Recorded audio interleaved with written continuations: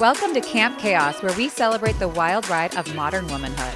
Join us as we dish on motherhood, life's ups and downs, and all things pop culture that we know you want to talk about. With special guests and expert insights, we're here to empower you through the chaos of everyday life. Consider this your ultimate escape from the hustle and bustle. And as always, parental guidance suggested. Camp is now in session.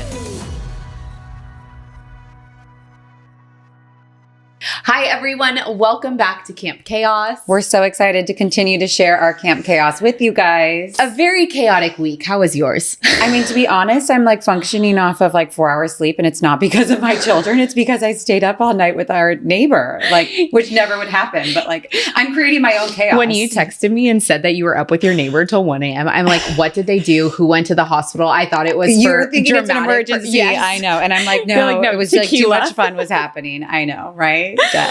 Well, my parents have been out of town for about a week and they're never going on vacation again. They're back. So you're honestly, sick of watching their grandchildren. I am. And today I feel a lot better. So hello.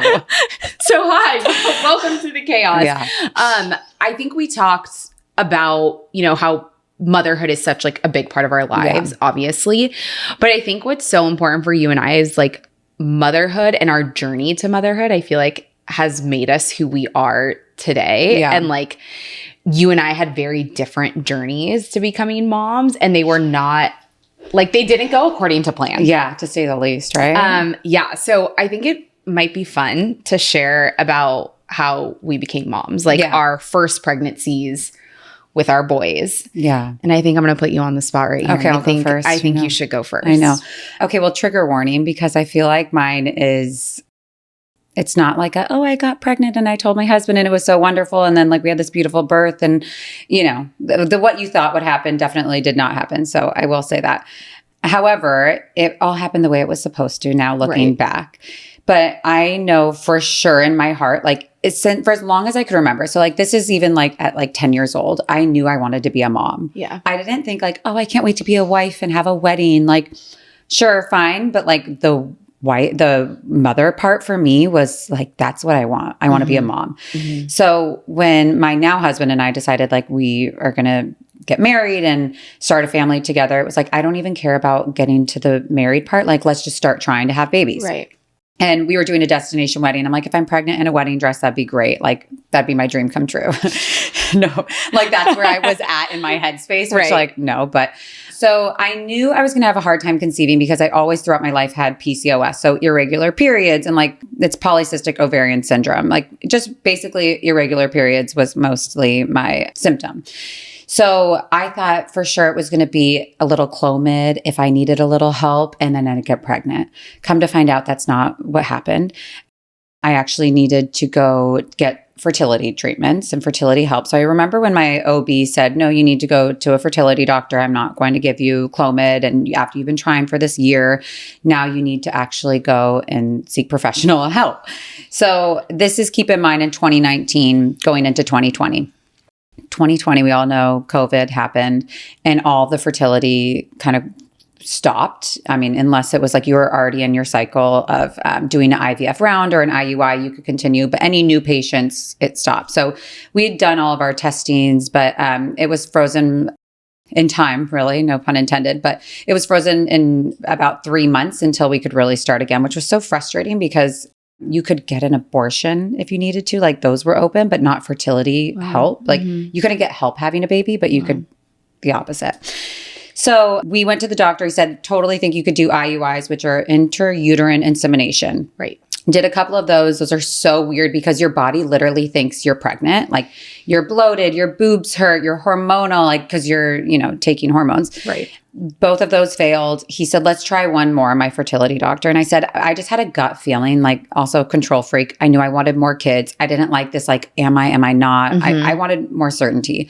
So I said, can we just go to IVF? Having no idea what that entailed because I knew nobody that did IVF.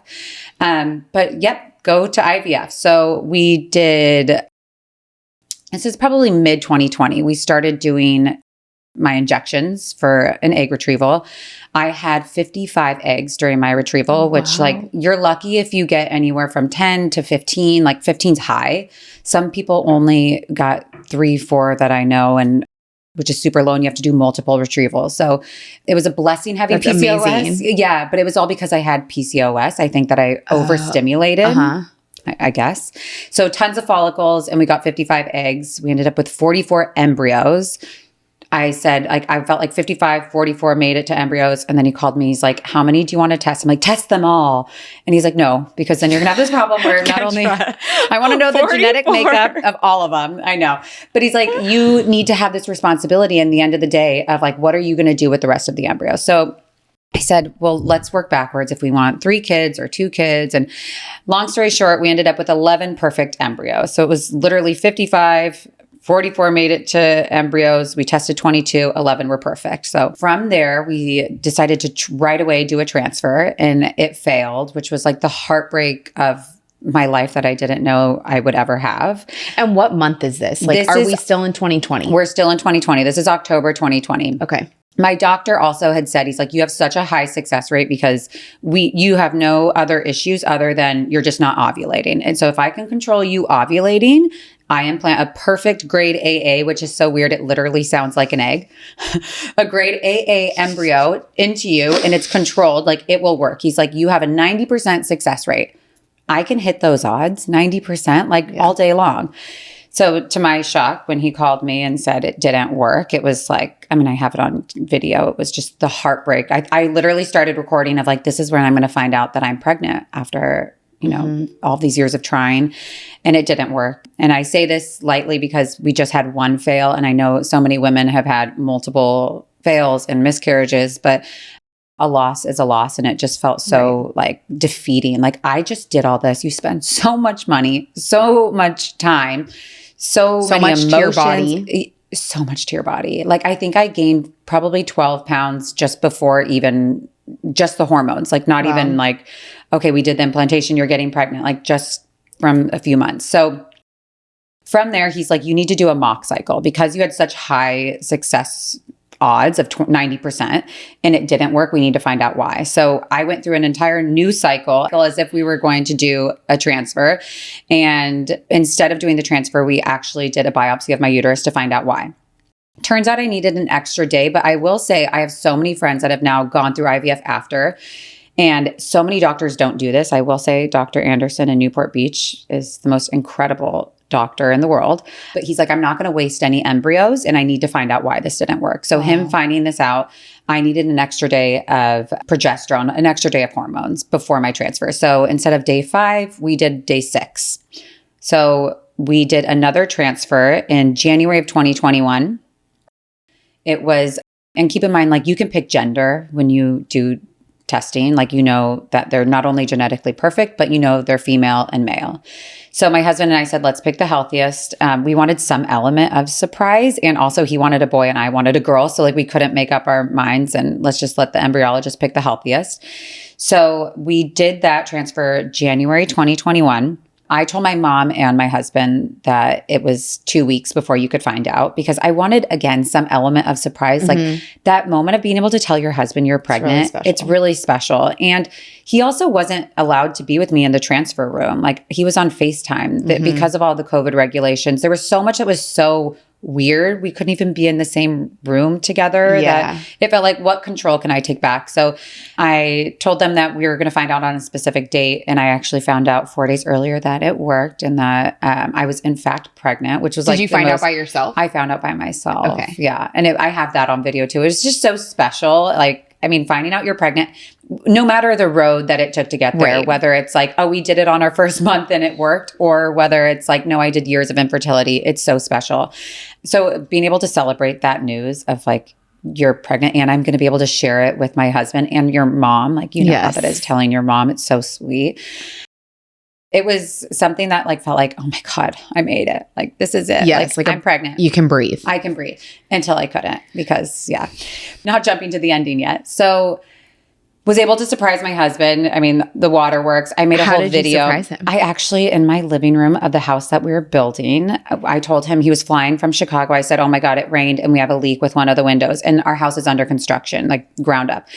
And I said, you need to come to the house to check it out. I had probably 300 white balloons covering the entire living room, like in the house. And I had a box. And because we got married during COVID, we had not gotten him a wedding ring. So he's like, oh, she's giving me my wedding ring. And instead in the box, it was the pregnancy test. Oh. I know, which is so sweet. I know. And then for my mom, I made her a video of like all the injections that I did. I was recording all of it, which if anyone's going through IVF, like just video yourself doing it. It feels so weird at the time, but having that to look back at and also being able to show my kids when they're little shits, look at what I did. But it's super cool. So I made her like this little video of like, this has been my journey. And then at the end, it was the call that I got. And she had no idea. She thought we were finding out in a few days. And she's like, oh, this is so sweet. You made this. So it was super cool being able to do that and have that moment of like, at least there was something that felt more normal and special than like so controlled and science-based. At week 7, we had just heard the heartbeat. I came home. I was on a work call, a Zoom call, and all of a sudden I felt like a gush of blood.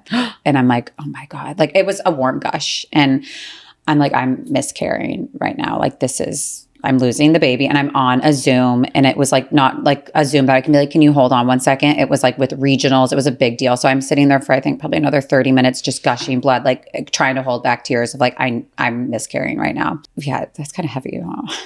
It's okay. Yeah. It's your truth. Yeah. So come to find out, thank God I didn't, but I did have a blood clot. And the blood clot was growing bigger than the fetus, the baby. So I had to go on these injections to like, it's basically a blood thinner, and then being monitored. I think I was in the doctor's every day being monitored and on bed rest. So when I was not on bed rest, I was in the doctor doing an ultrasound. So around like week 12, it was like, okay, we are fine. You're safe and you're out of the woods. So we did a really grand gender reveal with a helicopter that my husband surprised me with. But it was like, I think it was such a special thing. Like, I'm like, we're just going to do a balloon. And then, no, we're going to do a cake. So we did both of those things in confetti cannon. And my husband's like, no, actually at 1:00, we're all going outside and we're going to watch it drop by a helicopter, which love Gus. I know, just a little extra. So subtle. But it felt like, okay, now we can celebrate. Like this is happening now. Like you're out of the woods. We know it's a boy. Like things are happening. Went to my anatomy scan. Everything looked great. Everything checked out. And then because we were IVF, we had to go to an MFM, which is, I think, maternal fetal monitoring or maternal fetal medicine, basically a high risk doctor. Okay. And the reason for that is because IVF babies tend to have more likelihood of having an issue with their heart. So we'll get to yours. But so I was in there, and because it was COVID and my mom couldn't go to any ultrasounds, I'm like, she can come to this one with me. Like, my husband got to go to the anatomy scan, and I really want her to be able to see the baby before he's born. So she's in the room with me, and the ultrasound tech's doing it. She said the chambers look great, the heart, everything looked perfect. And then she said, has anyone talked to you about your placenta? And I said, no, that it's anterior and it was out of the way and that it looked great. Like my placenta's doing what it should be doing. And she said, okay, I'm going to have the doctor come in and talk to you. I'm like, that's never, I know. And so like, there's probably 3 minutes and I'm Googling what could go wrong with a placenta. Like what could go wrong and what do I have? The doctor came in, and incredible doctor delivering this news, which I know a lot of doctors aren't, but he came in and he said, here's the situation. You have this rare condition called vasa previa, which is basically the vessels that supply blood to the baby. They are not protected by the umbilical cord or the placenta. So meaning they're exposed and they're low lying over your cervix, which like not to get in too deep, but like your cervix, and then like it's your cervix is right at your opening. Right. It's right at the ending. Yeah. I'm guessing that every woman out there knows where your cervix is, but if you don't, there's a little education just in case you did not know. So low lying like in your cervix like a hammock. So he said, basically what that means is if you go into labor, the blood supply to your baby cuts off like that. And like your baby won't make it. So I know. And I literally got chills behind my ears right now. Did you? Yeah. Oh. And keep in mind, like I was reading all these books of like considering maybe not doing an epidural. Like I wanted to be that girl that was pulling my baby up and putting her on my chest. Like I had all of these visions of what was going to happen. Maybe not a home birth. I'm not that. Yes. I'm not that way, but I will say felt like, okay, not only am I mourning like what my birth would have been, because I know I'm going to have a C-section now, but am I going to make it to meeting my baby? So that was at week 24. And I had like the most incredible amount of stress day in and day night. Like day and night, I was just Googling, trying to connect with other women. This is super rare. So vasa previa affects 1 in 4,000 pregnancies. So it's like 0.04% that this happens to. It felt very isolating. Like you can't find anyone that's had this. Oddly enough, somebody I went to high school with, she was a few years older. I remember her posting something that she had twins. She had this. So it was my first experience of connecting with a mom that felt like this is going to help me. This mom is going to help me through my journey of becoming a mom, which come to find out like all the other relationships you make as a mom. Right. But it was my first of like, this woman cares about me deeply. She's going to help me navigate this. Fast forward, I am 30 weeks pregnant. My doctor says you really should not have a baby shower. COVID, I think it was, which version of COVID was that? Well, yeah, because we're similar pregnancies. Yeah, so it was August of 2021. Yeah, 2021, like a year and a half later. But you know how they always gave them the names? It was one of those names. Something was up. Great. She said, cancel your shower. I did not have a wedding. So my husband and I were doing a very grandiose shower at a resort here in Newport Beach. And it was like days before, like 2 days before. So I had people already in town flying from Chicago, Dallas, Hawaii. Like it was not a like, let's just have like a little backyard baby shower. Right. It was like we were doing a big 100-person baby shower. She said, cancel it. And I said, I can't. Like, she said, I don't care about how much money you're going to lose. I don't care who you're going to upset. You need to cancel this because if you get COVID, long and short of that answer, I got COVID. And whether that was at my baby shower or not, who knows? But, you know, I had a baby shower and got COVID. Within 5 days, I was hospitalized and my vitals were fine. And this is so odd looking back now, like my oxygen level, everything was fine, but they hospitalized me because of my condition and I was just high risk in general. So when I was 31 weeks pregnant, I went into the hospital and I did not leave until I left with my baby. Wait, so how did you know you had COVID? You had cold symptoms? Like, well, because I had COVID. You had COVID. I had COVID. So you feel like you're sick. Well, so you felt like you were sick, then you went to the hospital? I actually didn't even feel sick. I just was so tired. Oh. But you're pregnant in your third trimester. Right. So I actually had it, I think, for a few days without even knowing it. I just was tired and I was lounging. Also, keep in mind, we had moved out of our house. The house we were building was not done yet. So we were living at a hotel. I know, just to add to all this stress. And I was just like in bed living in this resort that I'm like, oh, this just feels fine. But like, oh, I guess I am having a harder time breathing. Again, you are in your third trimester. Right, that's like very normal. It's all normal. But then I'm like, okay, wait, I feel like something is not normal now. Yeah. So I went to get tested and yes, it turned out that I did have COVID. I will say the COVID experience, pregnant, being hospitalized, was probably the most traumatic part of all of this. They came down in hazmat suits and took me from my husband, Gus, and they said, you won't see her until she tests negative. They put me in a room. They fed me, the oddest part about all this, they fed me a turkey sandwich, a cold cut. And I'm like, I thought I couldn't eat lunch meat. Like, you're pregnant. This is what you're doing. Like, and also keep in mind, like my vitals were fine. So whether I should have been hospitalized or not, who knows? But long and short of it, I was there. That was at 31 weeks pregnant. And they said, you will not leave until this baby comes. We're going to keep you here. Because I was going to be going on bed rest because of, if you have a contraction, those blood vessels, because of vasa previa, those could rupture. And you have contractions before you know you have contractions. Yeah. It's like weeks before. Yeah. So I was getting monitored like twice a week. So it was like, we need to have you on. Good thing this was your first baby. I know. You would think it would be my last too. So we lived in the hospital. After I tested negative, my husband was able to come to the hospital, which was so nice because I'm like, I couldn't leave the threshold of my room. They wouldn't let me go in a wheelchair. They wouldn't let me walk. It was like, you are bedridden. They were monitoring Zane, my now baby, every day, all day. And at 34 weeks, I remember 3 of the doctors came in and they said, we are taking him tomorrow. And I said, but he's fine. Like, I know I can get further. The reason why I wanted to get him to 35 weeks is not only developmentally for him, like every day, every hour counts. Yeah, it's so important. But also with our hospital here, anything under 35 weeks is automatic NICU. It doesn't matter. Like, they don't care if like, oh, but he's performing well with it's automatic NICU. So I said, let me just get him to 35 weeks. that was a no. I was a liability for them to be there. Our hospital is huge and delivers babies, Yes. like crazy. They have 1 to 2 of these a year. So they were like, we need you to deliver this baby. Right. And also being that it was my first, I didn't realize like I have more control. Like I could have said, no, I'm not. Like they are not going to kick me out. But I also trusting putting my baby's life in their hands of like, you guys know best. So we took Zane at 34 weeks. He was scheduled C-section. I will say the one benefit of that is like, it's very controlled. Like you can have your hair done and your makeup done. Yep. That was not really my story because it was so much more fearful of like, is he going to make it? This is like all hands on deck. There was a lot of people in that room. It wasn't like a joyous, like, okay, we're just doing a scheduled C-section. This was much more of a high intense, rare condition. So during my C-section, they pulled him out, and hearing your baby scream when they pull him out is like the most amazing, incredible. Like you don't know until you have it. And then you're like, oh my God. Yeah.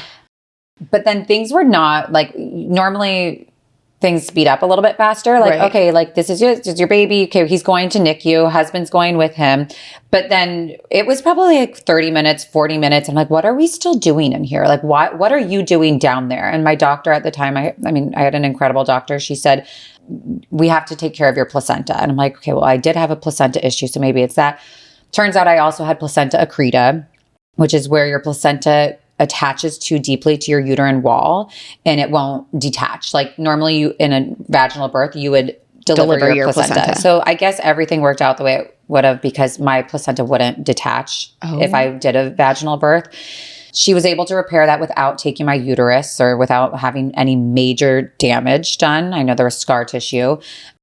And then my son went to the NICU and he was there for 2 weeks, which like talk about a journey, that NICU stay. I mean, he was definitely there as more of a feeder and grower. Like he just needed to get stronger. At 34 weeks, he was still 5 pounds, 12 ounces. So he was already a big boy.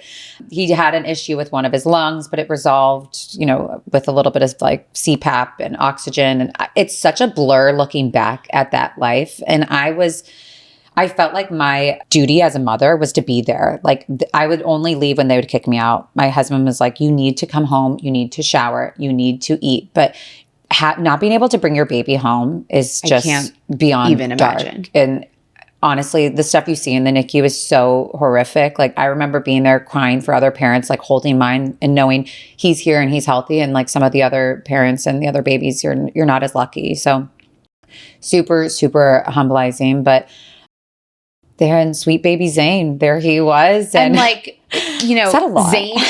Zane is perfect now. Yeah. And he's like totally normal toddler. Yeah. But it's just your story just shows that like it really doesn't always go according to plan. And I think that people who maybe have gone through the IVF journey might think like, okay, you really went through the hard part in the beginning. Yeah. Now we're smooth sailing. And that's really not always the case. And I think you hear a lot about pregnancies that go okay and maybe like the worst part is getting sick, but there's so many little things. And I always say this, but I feel like sometimes now it's incredible what medicine how it has grown, but it's almost like they know too much. They know way too much. Way too much. For sure. And it's so funny. Like I completely agree with you. And I know we'll get into your story, like talk about knowing too much. And it's like, like the fear that put in you, I'm sure, but we'll get there. But I will say modern medicine, and I tend to lean more holistic. Botox, I think is my life. But I also, if I did not have those ultrasounds, my son wouldn't have made it here. Like if I went into a normal delivery, and I'm so lucky that they checked his heart because we would have never seen that again. We would have never seen that there was an issue with my placenta. So if they had not had that ultrasound done at 24 weeks, I would have delivered and it's so crazy when you think about the what ifs, if not for like your exact journey. Like had you just conceived Zane regularly, and it wouldn't have been Zane. No. It would have been a different baby, which is he would not have been genetically perfect. Like Zane is the most perfect little gorgeous boy in the world. He likes to think that he is. Yeah. No, but for me, I was gonna say like before like all that so dark and like thanks for coming down that road with me. But like yours also, I don't want to be Debbie Downer, but like even yours where you didn't have to go through IVF and you got pregnant somewhat easy, but like you also had a really hard time. Yeah, like mine did not go according to plan. Like whenever anyone asks me, I just say it just didn't go according to plan. And, you know, if you know me, I'm a planner. So that was very, very hard for me to accept. But yeah, so my husband and I started trying. I took out my IUD in December, started trying like that month. And I really didn't know like what to expect. I just thought like, let's just keep trying and maybe it'll happen. And then we did not get pregnant the first month, which I think is very normal. And then I'm like, okay, let me start tracking just so I'm aware of like what my cycle is doing. So I started tracking and then kept trying and we got pregnant the second month. So technically I got pregnant in January of 2021. And then I found out in February. And I remember I waited like a week past my period. Like, you know, you can test. Oh yeah. You're because patient. I just wanted to be sure. And then I think I had some like fun plans. I was going to Mastro's for a girls' dinner and I'm like, You're like, maybe if I am, I don't want to know at this point. Yeah. So then I tested and I was pregnant. Like those two lines were dark. Yeah. And this was during COVID, same thing. So I was working from home. I was editing a video for Fox and Drew was working, had moved his office at home. And I took the test like first thing in the morning. And I tried to like sit back down and just work because I'm like, what do I do now? Your Like life I didn't changed. even know the next step. Yeah. I just was like, oh my God, I just peed on like, what do I do? Yeah. So I downloaded apps. And then I'm like, okay, how should I tell You have the planner and you're like, okay, when is my due date? When is that? Yeah. I ended up going to like Nordstrom, got a little pair of shoes, my pregnancy test, and I waited the entire day because I wanted Drew to finish work. And I was cooking dinner. I'm like, can you go grab some broccoli for me? And we have like a supermarket really close to us. And I set up the camera because I wanted him to see it, or I wanted this on film. He left, went to the store. He brought home like, I see him like coming in with broccoli and bagels. I'm like, oh, he knew. Random.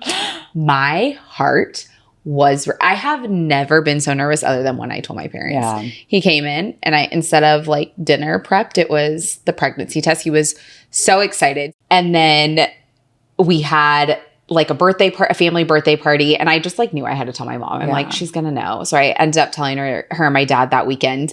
And then we had to do like the 5-week wait, which in my opinion is one of the hardest things to do when you're first pregnant. You find out. And then, you know, most people find out at 5-6 weeks and you don't go see the doctor until like 8 to 10 weeks. So we went to the doctor at 9 weeks, heard the heartbeat. Everything was amazing. Did genetic testing. Everything was okay. I felt really great. Like I wasn't super sick. You're that lucky bitch that people would love to hate, right? I know. I'm sorry. I really am one of those I promise lucky. It'll get dark. It will. But I am one of those lucky people. I didn't get that sick in pregnancy. You probably I didn't know you, but I saw videos and like you looked really good pregnant too. Easy to get pregnant, looked amazing, felt good. Dun. I did feel pretty good. I just have like food aversions, like, you know, just little things. And then I remember just being really excited to check off the list of all the things that people talk about and that I saw on Instagram. Yeah. Like I was ready for my anatomy scan, my glucose test. Like I was just so excited for all of it. Oh, wait, let me go back a second. My gender reveal. Oh, yeah. Okay. So I waited till I was 17 weeks to find out what I was having. And my husband and wait, why did you wait so long? You know, I am a person that can really handle delayed like gratification. Oof. And so we got our results at 14 weeks. And then I was like, you know what? I just want to wait. Like I kept him in my nightstand. You wanted to spread out the joy, I guess. I did. Wow. I wanted to make like my pregnancy feel shorter by extending things like this. Okay. So, we got our gender at 14 weeks. I planned my gender reveal at 17 weeks and everybody was convinced I was having a girl because everyone around me was having a girl at the moment. And so, you know, when you're like, oh, you're in girl season, you're in boy season. Totally. So we were so convinced. Go to the gender reveal at my parents' house. We walked downstairs with the balloons, stopped, said a prayer. I'm like, you know what, God, whatever is meant to be will be. What did you want? I really didn't care. Okay, you were fine. No, because I knew I was hopefully, God willing, going to have more than one. Yeah. So the first one didn't really matter to me. Popped the balloon, blue came out, having a boy. I was like, I was so excited though. I was so excited for my husband because he was so convinced that it was a girl and he's an only child. So like the last name lives on now. So found out we were having a boy, went to my anatomy scan, felt a little weird going into my anatomy scan.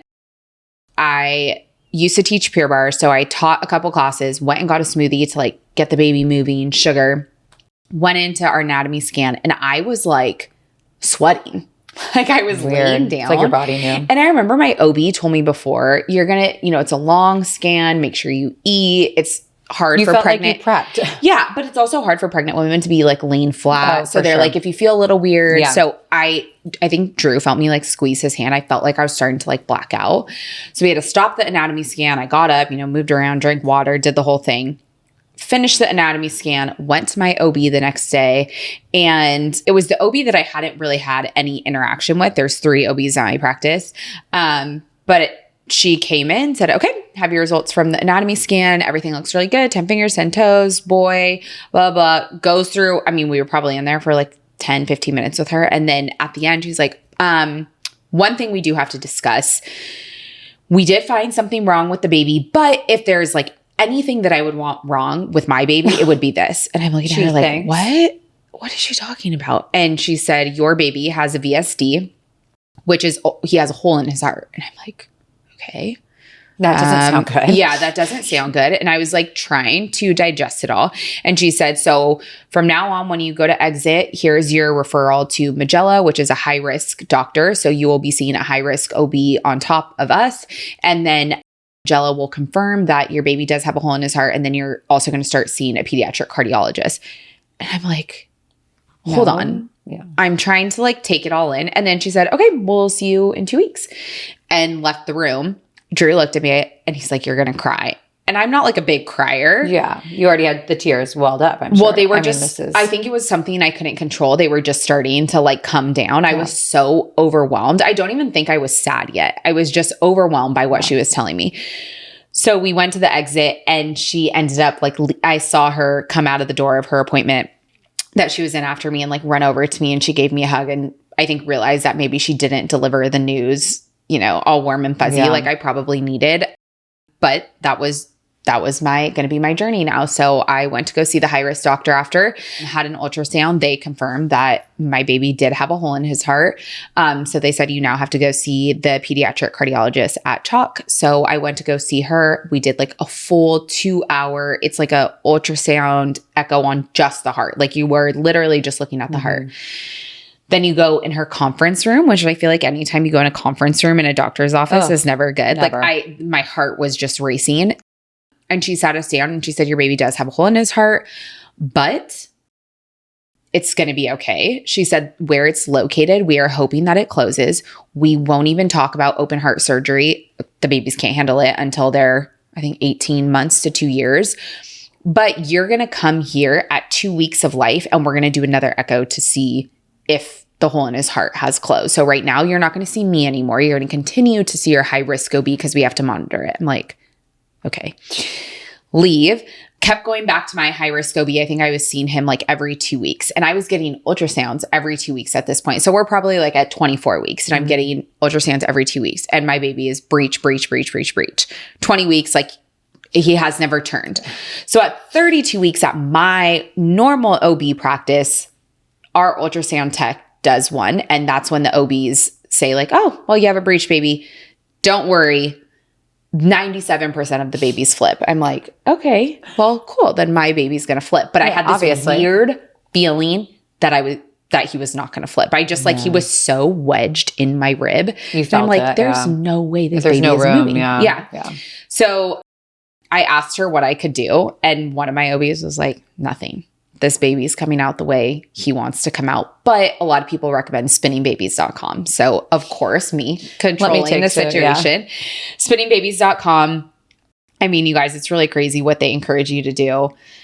And you did it all. I did all of it. I had my knees up on the couch, on my elbows, hanging upside down for 30 minutes, 3 times a day. They want you to get on an ironing board, lay on your back, feet in the air. My husband walked out of the office like, you have lost your mind. Fully. So it's, again, I go in 2 weeks. We're now at like probably 33, 34 weeks, still breech. I'm like, all right, I got to go see a chiropractor because the way that they can adjust your pelvis could possibly open it so that you just need your baby to have a little slip so that they can flip. Long story short, none of my tips and tricks worked. By 36 and a half weeks, I'm like, all right, I'm going to go to the swimming pool. Well, in 36 and a half weeks, that baby's big. The baby's big. Zane was born at 34 weeks. That baby's big. The baby's big. And you're small. You would know at that point if your baby slipped. So I know that my baby has flipped. Yes. So I go to the swimming pool, make my mom come. It's cold because my baby was born in October. So this is September. It was cold. And I did somersaults in the pool for 4 hours. Went to my, I think it was 36-week appointment. She's like, your baby is still breech. My OB couldn't believe it. And I had this weird feeling. So I'm like, what can I do? Yeah. I need to do something because I want my mom in the room and I'm having a vaginal birth. So let me know what I can do. So she said, okay, there's one more thing you can do. You can get an aversion, which is where we manually try to flip the baby. So from the outside, they're going to try to flip the baby. I'm like, okay, does it hurt? She said it's uncomfortable. Oh, that never sounds good. Yeah, that means it hurts. And I said, should I do it? And she was like, I'm not going to tell you that. You need to talk about it with your husband and decide if you're going to do it because it is a whole experience. You can't do it until you're full term. Not the good experience. Yeah. And it could induce labor. Yeah. So I talked to Drew about it and I told him I have to do this because if I don't, I will feel like I didn't try absolutely everything to have the birth that I want. So we decided to go through with the aversion and at 37 weeks, packed our bags, our hospital bags, went to Hoag. They put it's as if you are going into labor. Well, in C-section, it's where the room you go in to prep for C-section. Put the monitor on me. They said, okay, you're already contracting. So they gave me medicine to make me stop contracting, which made me feel so shaky and crazy. Well, in hospitals in general, don't make you feel really warm and fuzzy and you're there, it's cold, you're what am I doing?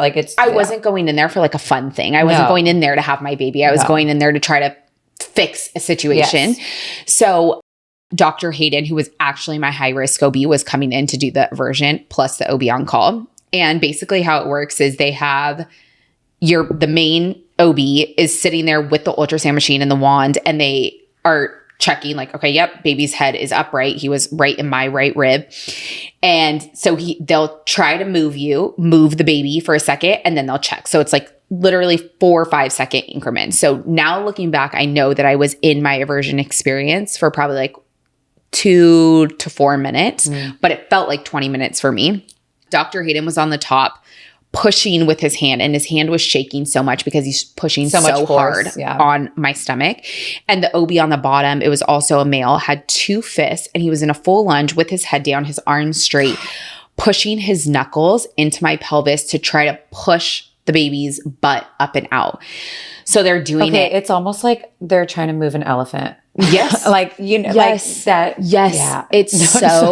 It was, I don't say this lightly, the most traumatic thing I've ever been through. It is torturous. And I remember Dr. Hayden being like, are you okay? Are you okay? And I'm like, I'm fine. Just do it. Get this baby flipped. Well, and also how is the baby? So they check and they were checking the baby and he was okay. And mind you, I Googled this before. You thought you were ready.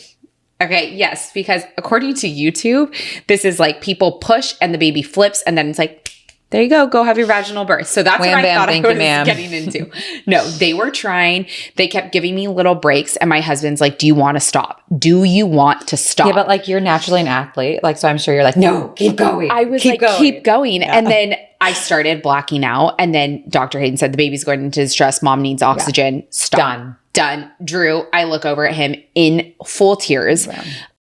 And Dr. Hayden grabbed my hand and he was like, Mama, you did everything you could. You're going to have a C-section and it's crying? Okay. Oh, I cried. Yeah. But I remember it was the view at Hoag, this hospital in Newport that has a gorgeous view of the ocean. And I just remember finally feeling at peace. I'm you know what? I did it. I tried. This was not in the cards for me. This is, for some reason, my mom will be able to be there another time. I'll be able to give her that gift. But in order to get my baby out safely, I have to have a C-section. So I called Hogue after we got home and like that all settled. I called Hogue. I'm like, hi, I would like to schedule or I called my OB because I have to call Hogue. I would like October 18th because that's my grandpa who recently passed away. That's his birthday. So if you can schedule me. I'll take that one. She's like, listen, sweetie, fully booked. Apparently, you're going to get what you're going to get, and you're going to be lucky. Sorry, a lot of people in Newport are getting C-sections. Yeah. So she said, some like are elective. Yes. Yeah. But she said if we get a cancellation, like as if I was calling for a nail appointment, if we get a cancellation, we'll let you know. They got no cancellation. So I got October 15th, which was the perfect date for me. And to your point, there is a way to make your C-section experience magical. Yeah. And I stand firm that I had a magical C-section experience. The night before, my husband and I went to church. Then we went to dinner. We got home. You can't have any food. So I got all my stuff ready, got my hospital bag ready. The next morning, I watched Vanderpump Rules while I put my makeup on. I had I blow dried my hair. I was filming. There was no stuff. stress. There was no stress. Yeah. And we knew exactly what we were going to do. I remember when I got up to check in on the 5th floor or whatever, there's a girl behind me because our C-section was at 8 a.m. Who went into labor? I think she was. Yeah. Or thinking something was. That's not happening to me. Well, she looks like most women, who just, it was 4 in the morning, 3:45, 4 in the morning. She was just coming out and I'm here. Full glam. Full glam. Yeah. Yeah. So you're having a baby? Me too. Whoops. So that part I loved. I did hand over a birth plan, which I think a lot of people think you can't have a birth plan with the C-section, but you can. So I just checked off that I wanted my husband still to cut the cord, even though it wasn't going to be directly from me. There's still an opportunity for them to cut the cord. I wanted music. I wanted skin to skin as soon as possible. So got prepped for my C-section. They rolled me in. I do think too, on the birth plan thing, it is so important to have one. And it is so important to print them out with multiple copies. And I will say a tip, give a little Starbucks or Amazon gift card attached to it because you want those people taking care of you. You do. And you want them whether you're choosing not to do the vitamin K or whether you're not, there's so many options that you need to really plan for and that you do have control over, even if it is a C-section. Yeah. Cause I feel like the way that I looked at it was, oh my gosh, because I'm having a C-section, the map's already laid out for me and is what it is. And there's still a lot of things that you can pick and choose and ask for that maybe they aren't going to automatically do. So just make that even your music playlist that you want. I said I would like Mariah Carey. Yeah.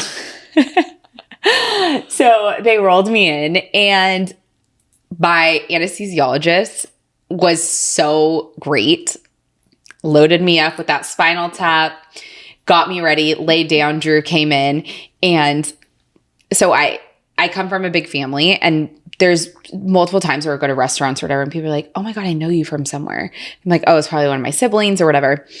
Never did I think me laying down on the operating table, somebody would know you. Naked, that someone would know me. But Forget butt naked, you're wide open. Your body is wide open. One of the nurses walked in, she's like, Taylor Felix? And I'm like, oh dear Lord. Oh, Drew's like, really? I'm like, you know what? Here it is. And she was like, I think we went to high school together. Anyway. Can you just take care of me? Literally, she said, can I take your phone and I'll take photos? Oh. She captured my entire experience. That's awesome. Really, really cool. Then my anesthesiologist, Drew and I had this plan, we weren't going to watch it. We're going to have the curtain up, but I had him recording the audio because I wanted to hear the cry. And then the anesthesiologist, as it happened, my OB walked in. She's like, oh, it's a really great day for a birthday party. The music's playing. I'm like, okay, I feel really good. And you guys in a C-section, the baby comes out so quick. So quick. I was minutes. Everybody came into the operating room at 8 and I was already all, numb. And he was born at 8:17. It's so quick. Well, and I think what's also weird with the C-section is they come in and they have small talk. They're like, what'd you do over the weekend? And you're like, wait, you're about to cut me open. And you're talking about what this girl's nail color is. What? Yes, that also happened to me. But my anesthesiologist, when I'm laying there, he's like, okay, the baby's about to come out. Do you want to look? And I was like, you or Drew? Me. And I said, yes. And Drew's like, what? We didn't talk about this. This is not part of the plan. So he held up the mirror and I got to see, she told me, all right, here comes one leg.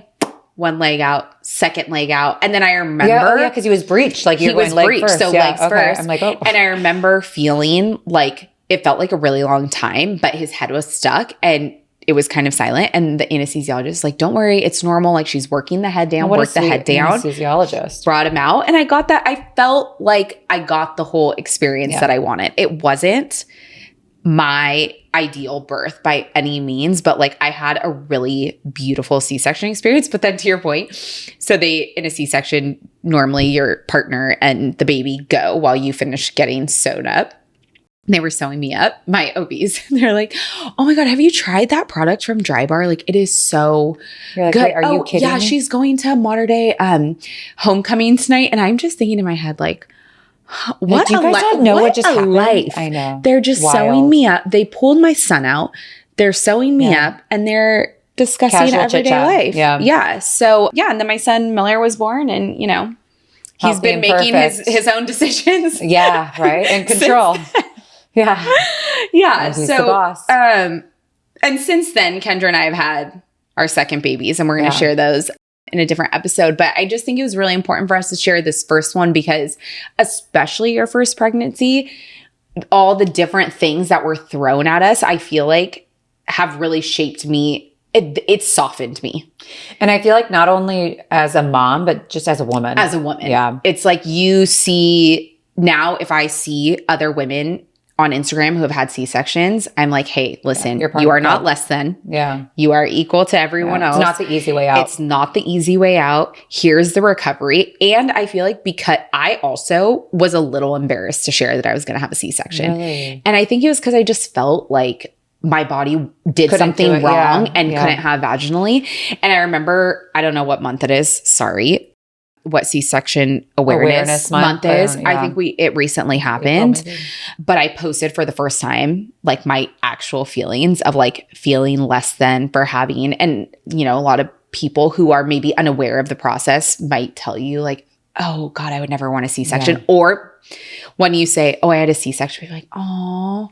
Yeah, like you're mourning it with them. You're like, oh, and it is sad, but it always made me feel weird. And I finally like shared for the first time, which has made me, I feel like, to my friends, like the go-to C-section mama. So now it's like, I know someone who's having the C-section. Go talk to Tay about it. And they're so common now. It's like 30% so of births are in a C-section. And like my mom joked when I had it, and talk about you feel like your body couldn't do what it was supposed to. Like the same thing I felt with IVF. Like I am supposed to be able to have babies and I can get pregnant and I can't. Yeah. But the C-section thing was, I think for me, it was more of like, I have to do this. Like, you know, to be honest with you, it was not my first choice at all. But there is something to say about having this controlled situation where you're meeting your baby. My mom, God bless her, is like, you realize that women want to have C-sections. I'm like, not this woman. I think your mom said that to me. She's like, oh, you're lucky. I'm like, Karen, you're the Karen of the world right now. Like, do not say that to a pregnant woman or somebody that just had one that's recovering. She's like,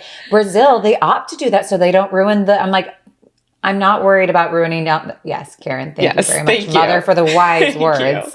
Yeah. But I get that it's not everyone's first choice, and that's okay. But I just hope that by hearing you and I share that we were still able to have beautiful experiences. And like at the end of the day, that was my only option. Like it's not safe to deliver a breech baby. And I tried everything I could. And the only way for my son to come into this world was through a C-section. So if you have to have the C-section, it's okay. And it's also okay to mourn the fact that you won't be having a vaginal birth. Yeah. It's okay. But there's hope. Yeah. And not only that, like it also is just kind of the common theme of like, it's just going to teach you so much more about the rest of your motherhood journey is just going to go along with the, like, I didn't plan this, but here we are. Here we are. The chaos. And the chaos and just like all right, we adapt. Unexpected. We adapt. And we carry on and we move on. That was a lot. And I laugh about it now just because it's like, I feel like I've made it through and I have someone like you to talk about it with. Yeah, but like, it's so funny. Like we actually, Zane's due date and Miller's birthday are a day apart.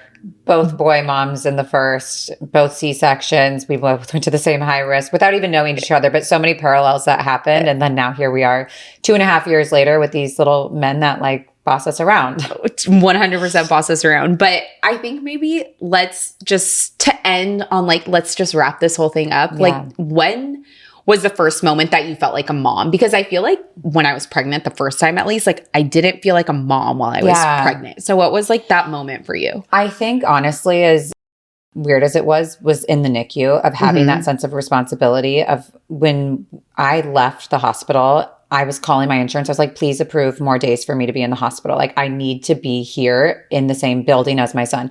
Keep in mind, I was also there for 4 weeks. Like you would think that I couldn't wait to just get outside or get home or get anywhere but be there. But that insane amount of mama bear protection and that instinct of like, I cannot physically leave this hospital without my child was like, your heart is living outside of your body. Yeah. I mean, I too didn't feel like, I always felt a connection with him. I will say during my pregnancy, like never being alone and always having that, I almost mourned, like not only I didn't want to deliver early, but you lose control when that baby's outside of you. Oh, I cried about him exiting. Yeah. Like I didn't want to not be pregnant. I remember I kept saying that, like, you have no choice. Like he's going to come and we have, But what about for you? When was it that you were like, okay, was it the first cry? Was it taking him home? Was it realizing, oh my God, I need to feed you? No, it was because like I always felt connected to him through my entire pregnancy, but I just felt like I never felt like a mom. Like I was just like, oh yeah, I'm pregnant and this is my baby. And I felt so connected to him. The first time I felt like a mom was our first time breastfeeding in the hospital. And it's because it was so natural for the both of us. Like he started rooting right away. And I just like held him like as if— You felt like a badass. The nurse was trying to tell me what to do in the nicest way. I love her. But I was like, I got this. Yeah, like you felt this intuition of what to I'm do. doing. And I think it's just like the mother intuition, the mama bear stuff. Like the first time that hits you, you're like, oh shit, I'm a mom. There's something super like animalistic. Yes. Is that the right word? Yeah. Of like just coming taking into care motherhood. of your own. Yeah. You're like that. This is my cub and I'm taking care like, of. I mean, the rooting, like how they climb up you, like that is such a thing. It was wild. Yeah. Such an insane experience. So I feel like that makes you just want to keep doing it again and again. And that's why you realize women have all these babies. But then like once you get to this toddlerhood, you're like, oh, I think I'm good. All right. Well, that should probably wrap us up.